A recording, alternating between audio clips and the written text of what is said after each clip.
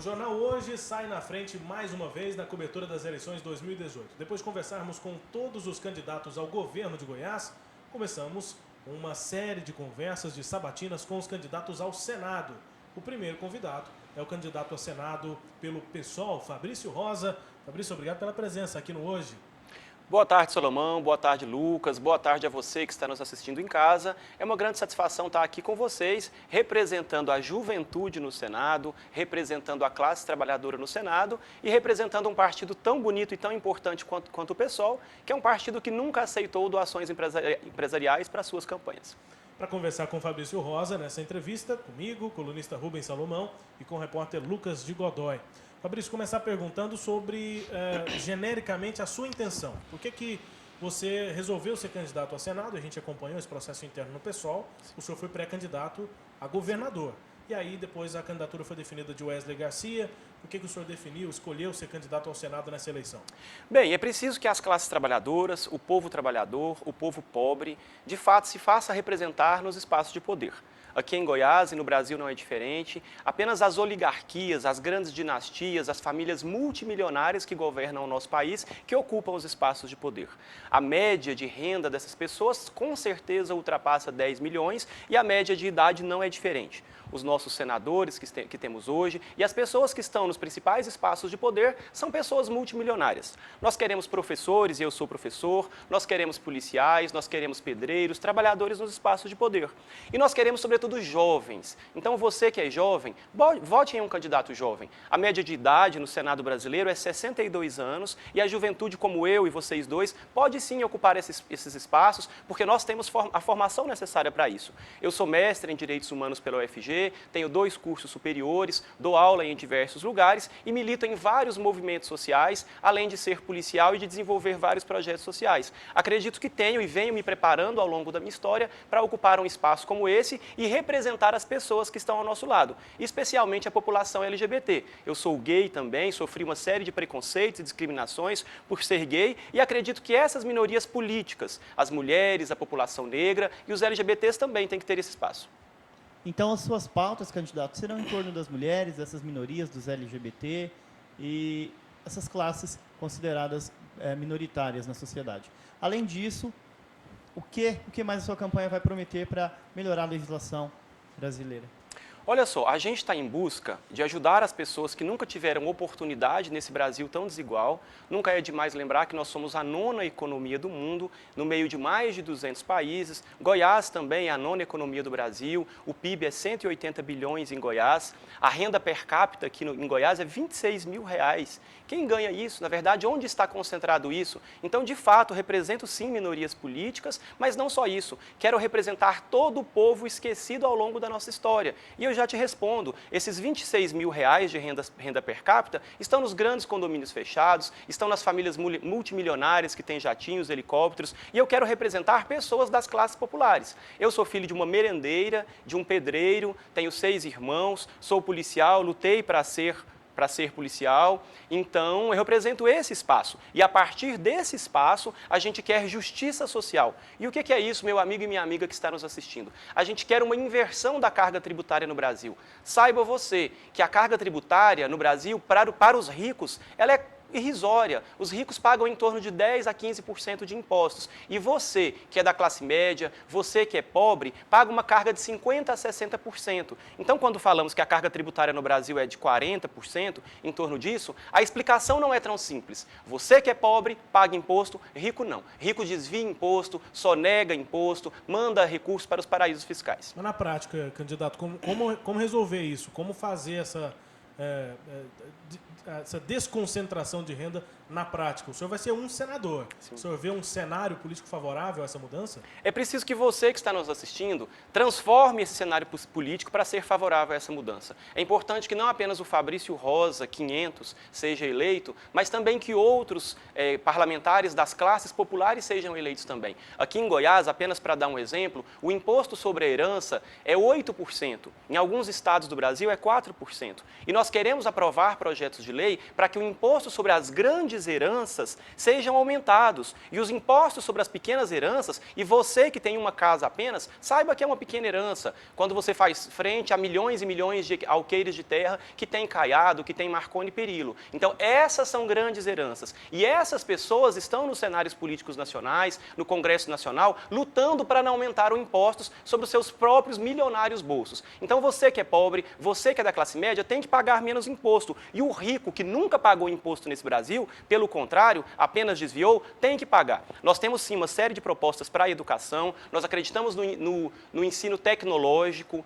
federal e queremos repetir isso aqui no Estado, nós acreditamos na escola em tempo integral, nós acreditamos numa saúde pública gratuita de qualidade, retirando essas organizações sociais que são apenas amigos dos amigos, colocando os seus apaniguados ali dentro e prestando um péssimo serviço, porque também reduz a quantidade de atendimentos. Nós acreditamos numa educação laica, desmilitarizada, mais igualitária, com autonomia pedagógica, com mais professores, com mais equipamentos, e nós temos várias propostas nesse sentido. Entretanto, é preciso que a sociedade entenda como isso vai ser pago. E vai ser pago não tirando do bolso da classe média, mas dos milionários aqui do estado de Goiás. Eu sei que o Lucas tem uma pergunta aqui preparada há algum tempo, candidato, mas o senhor falou do modelo das OS, que vai acabar com as OS. O modelo é ruim, o modelo de gestão por OS é ruim.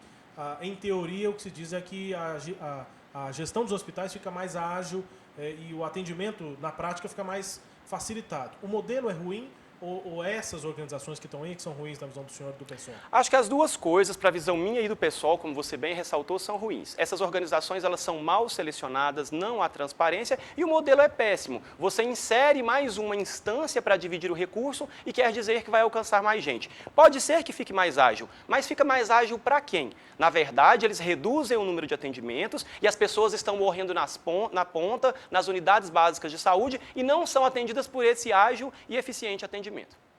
O senhor falou de uma série de propostas. Como levar essas ideias para os eleitores com a pequena estrutura partidária? Pouco tempo de TV, pouco dinheiro para rodar o Estado. Como que vai ser essa campanha, candidato? Olha, nós temos uma paciência revolucionária, sou um candidato jovem, sabemos que não há justiça e não há igualdade no processo democrático, nossa campanha é uma campanha franciscana, não são muitos recursos, mas nós acreditamos no potencial das redes sociais, nós acreditamos no potencial qualitativo dos nossos candidatos, o pessoal tem uma diferença não apenas no campo da honestidade, mas no campo do preparo dos candidatos, então nós acreditamos nessa corrente de qualidade, de amor, de crença num mundo melhor que o pessoal é capaz de gerar. Então eu peço você que compartilhe os nossos vídeos, acreditamos nas redes sociais e as redes sociais vieram para revolucionar, inclusive o campo da política. Como estão as bases distribuídas no Estado? Movimentação do pessoal, a representatividade do pessoal hoje nos municípios. O senhor tem como mapear? Sim. O pessoal tem diretórios em 26 cidades no Brasil, mas é importante dizer que a nossa campanha é feita pelos movimentos sociais. Estamos junto com o movimento da população em situação de rua, movimento LGBT, o movimento da criança e da infância, que eu faço parte há muitos anos, poderia falar décadas. A gente desenvolve projetos para crianças com câncer, para crianças carentes, trabalho na polícia no combate à violência sexual contra crianças e adolescentes, no combate ao trabalho infantil. Então, essas redes de movimentos sociais estão se movimentando para que a gente possa levar o nosso nome e a gente está feliz com o crescimento. Começamos com 1%, depois com 2%, agora com 3% e acreditamos sim no futuro brilhante para o pessoal em Goiás e para a nossa candidatura também. Candidato, qual é a principal pauta? Que tipo de mudança na legislação deve ocorrer na visão do senhor para os LGBT? O que tem que mudar na legislação? Bem, não há legislação tratando-se de LGBT. Essa legislação ela é muito pequena. Nós temos jurisprudências do STF, jurisprudências do CNJ. Entretanto, devido ao preconceito arraigado da sociedade brasileira, eu sofri uma série de bullying na escola, apanhei na escola, fui expulso de casa, sou de Anápolis, mudei para cá aos 18 anos e fiz o concurso da polícia procurando uma casa para morar, porque fui expulso de casa. Então, devido a todo esse preconceito, nós não temos uma legislação robusta no Brasil, diferente de outros países, para defender os direitos da população LGBT. É preciso saber que a cada 19 horas um LGBT é morto no Brasil, não na violência cotidiana que todos nós estamos submetidos, mas na violência por ser LGBT. É uma pessoa levar um tapa na cara, levar uma lampadada que ficou famoso na rua por ser LGBT. Precisamos combater a violência. É o crime de homofobia. Sim, precisamos combater a violência, precisamos garantir empregabilidade para as mulheres transexuais, para os homens transexuais, para as travestis. Nós fazemos muitas operações policiais e convivo com as travestis e sei que elas não estão no campo da prostituição, ou pelo menos sua maioria delas, porque escolheram. Elas foram expulsas de casa, do sagrado, do amor, da vida nacional e foram colocadas naquela situação. Então, uma série de políticas tem que ser feitas no campo do trabalho, da saúde, as travestis e a população LGBT não é atendida como deveria ser atendida nos equipamentos de saúde. Uma série de políticas tem que ser feitas, inclusive em nível municipal e estadual. Leis, multando estabelecimentos que agem de maneira discriminatória contra essa população, por exemplo. Pois é, o senhor falou muitas questões aí que estão mais ligadas ao trabalho do Executivo do que do Legislativo. O senhor é candidato ao Senado. Sim. Que leis podem ser criadas especificamente para essas medidas se tornarem realidade? Para que o Executivo possa atuar, ele precisa agir dentro da legislação. Cada um desses temas que eu disse, todos eles carecem de lei. Nós não temos leis que fomentem o trabalho para as travestis, por exemplo. Nós precisamos garantir incentivos do Estado, incentivos fiscais para as empresas que contratem travestis. Nós precisamos criar leis que garantam que vai haver uma educação sobre identidade de gênero e sobre orientação sexual na educação básica, média e de nível superior. Para que tudo isso que a gente falou aconteça, é preciso de legislação. A discussão sobre identidade de gênero nas escolas é um tema espinhoso. Como que o senhor vai lidar, como apresentar isso para os eleitores de uma maneira mais branda? É preciso que a sociedade brasileira entenda que muitas pessoas não se reconhecem enquanto sendo do corpo biológico que lhes foi apresentado. Essas são as pessoas transexuais, as mulheres e os homens transexuais. Discutir identidade de gênero e gênero, as duas coisas, é algo extremamente urgente. As mulheres estão sendo violentadas nesse estado que esses 20 anos de governo do PSDB não conseguiu combater a violência contra as mulheres. Então, discutir isso é urgente. E isso já está amparado pela legislação. Quando a gente vê vereadores querendo aprovar um projeto de lei proibindo a discussão sobre gênero, isso é uma completa desinformação. Existem decisões de cortes internacionais, a exemplo da decisão da Maria da Penha, que obriga o Brasil a discutir gênero no Brasil. Existem também convenções internacionais que o Brasil ratificou, tanto sobre mulher quanto sobre gênero e identidade de gênero, convenções que o Brasil se obrigou consensualmente. E essas convenções, elas estão, quando a gente fala da questão jurídica, elas são superiores, inclusive, à legislação nacional. Então, já há uma obrigatoriedade... Elas têm força de lei, né, candidato? Aqui no Brasil. Elas como se fosse uma lei do país, só que em atendimento a um acordo internacional, né? Sim, elas têm força de lei, só que no sistema normativo brasileiro, elas estão acima das leis brasileiras. Então, é preciso que a gente cumpra. Só que acaba que as pessoas, elas pensam que a lei municipal vale mais do que essas convenções e acabam acreditando que estão proibidas. Você, professor, de nível municipal, estadual, você não está desobrigado. Você está obrigado a falar de gênero e identidade de gênero nas escolas, para cumprir a lei e para salvar a vida das mulheres que são assassinadas pelos seus maridos cotidianamente. Candidato, o senhor tem concorrentes de estrutura maior e até com uma carreira política mais extensa. Marconi Perillo, Lúcia Vânia, Jorge Cajuru, Wilder Moraes, Vanderlan Cardoso, Agenor Mariano. São das 3 maiores chapas. O PT ainda tem Luiz César Bueno como um político que tem uma carreira maior. Como é que o senhor avalia a concorrência ao Senado na eleição de 2018? Bem, a concorrência é injusta. Parte desses políticos fazem parte, como nós dissemos, de oligarquias que coordenam o Estado a partir de um agronegócio devastador. São pessoas que têm uma estrutura enorme, a gente reconhece, mas são pessoas que têm inúmeros problemas também, que estão com medo das nossas campanhas menores, porque tem problemas no campo da corrupção. Eu fui corregedor da polícia há muitos anos, fiz vários processos, mandando embora policiais corruptos, já fui ameaçado de morte, já colocaram arma na minha cabeça e sou uma pessoa profundamente ética. Eu combato toda forma de corrupção à minha volta e esses políticos, pelo contrário, esses políticos profissionais. Eu não sou um político profissional, sou apenas um policial e um professor que se colocou à disposição da sociedade para fazer um mundo melhor e alguém que vem do campo da ética. Então, esses políticos, ao mesmo tempo que eles têm uma estrutura, eles têm um passado tenebroso de processos nas instâncias superiores, STF, STJ, nas instâncias inferiores. Então, é preciso que você procure a história de cada um de nós, de mim, da minha história e da história deles também e compare cada uma dessas histórias.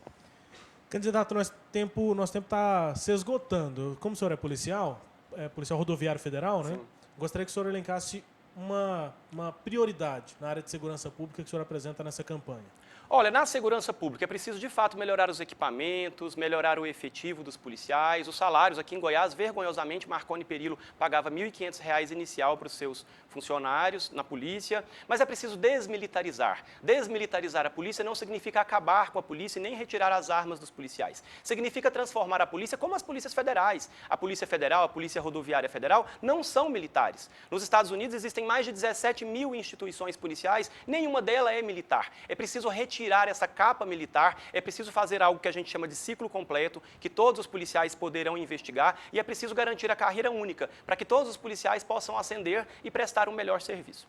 Fiz uma pergunta complexa para o candidato no final da nossa entrevista, o tempo acabando, mas ele conseguiu sintetizar as ideias. Candidato, obrigado pela presença aqui no Hoje. Obrigado, Salomão. Obrigado, Lucas. Obrigado aos amigos do Hoje. Obrigado a você que está assistindo. E vote em mim, número 500. Estamos juntos. Força para a gente nas redes sociais, @Fabrício Rosa.